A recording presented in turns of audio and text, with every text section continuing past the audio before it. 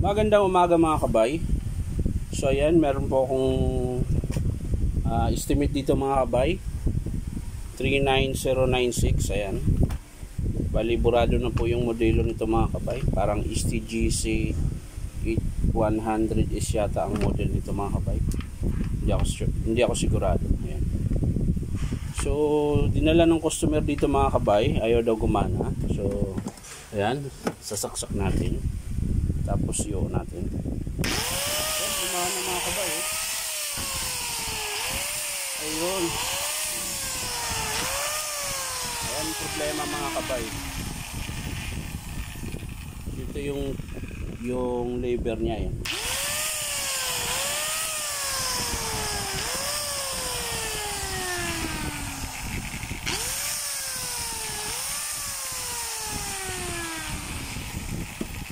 So hindi na po sumasabit yung knob niya mga kabay. Ayan. Kusang nag-o-off na lang siya mga kabay. Ayan. Tapos check din natin yung loob mga kabay sa carbon, baka maiksi na. So ayan mga kabay, tara samahan nyo po ako. So ayan mga kabay, nakalas ko na po yung screw. So tatanggalin nila. Ayan, maiksi na rin yung carbon mga kabay. So magpapalit na rin tayo. Ayan, papakita ko sa inyo.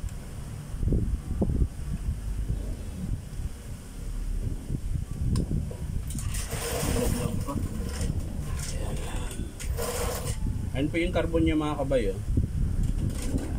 Ayan, maiksi na po. Kaya papalitan na rin natin.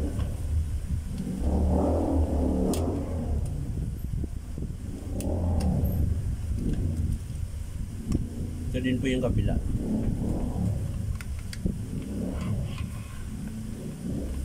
So ayan mga kabay, kakalasin muna natin to. Titingnan natin yung knob kung magawan pa ng paraan.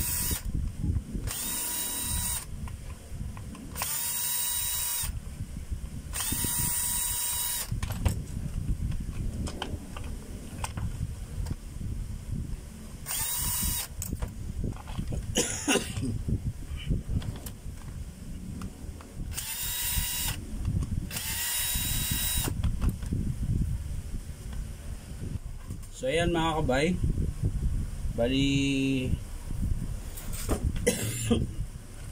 ginawan ko na lang po ng paraan.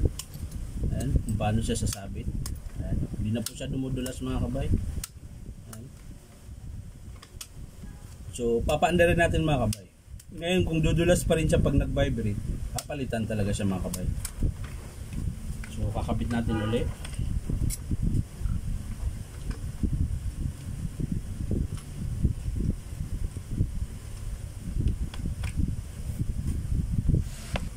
So ayan mga kabay, kinabit ko na siya.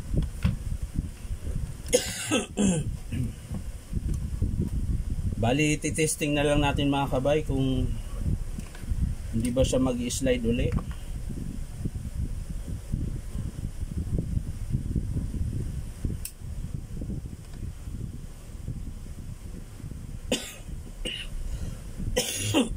Excuse me po. Medyo inuubo tayo mga kabay. Napasubrahan lang sa readers mga kabay.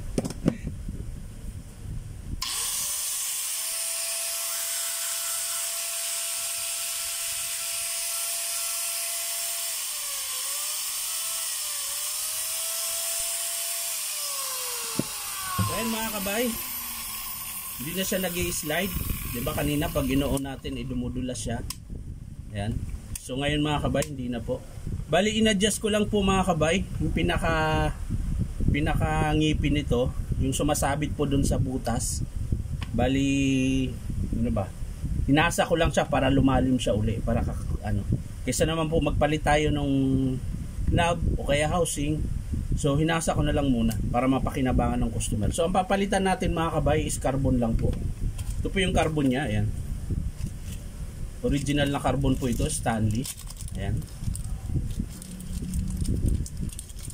Ayan. So ito yung kakabit natin dito mga kabay ha. So ayan mga kabay, nakabit ko na po yung carbon. Bali ito po yung luma niya mga kabay. Ayan. So yan, titesting na natin. Sasara muna natin mga kabay. Testing natin ulit kung hindi na ba siya dudulas.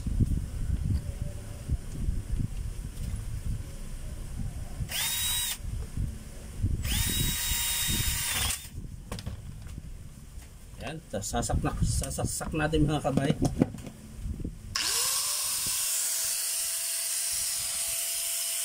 ano dito sa mga kabay, hindi na siya namamatay.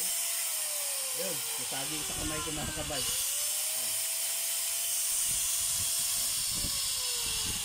hindi na siya nag-ano mga kabay.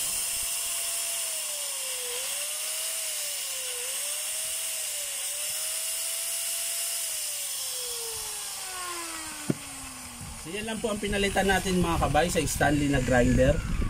Carbon brush lang po. Kasi nga po yung knob ginawa na lang natin ng paraan para makatipid naman yung customer. So ang babayaran lang niya dito mga kabay is carbon lang tsaka labor na 200. So yan lang po mga kabay. Maraming salamat sa panunood. At palike and share na rin po sa aking YouTube account na Inom Tabay. Sa mga gustong magpagawa pala mga kabay, punta lang kayo dito sa 530 T. Alonso Street, Santa Cruz, Manila. Bali, ang pangalan po ng tindahan is Powerman Hardware. Napagitnaan kami ng Ungpin tsaka Espileta. Yan. So, punta na lang kayo mga kabay. Malaking may nakalagayng DeWalt yung sa harap ng tindahan na pinapasukan ko na doon po ako gumagawa. So, yan lang po mga kabay. Maraming salamat. Bye-bye.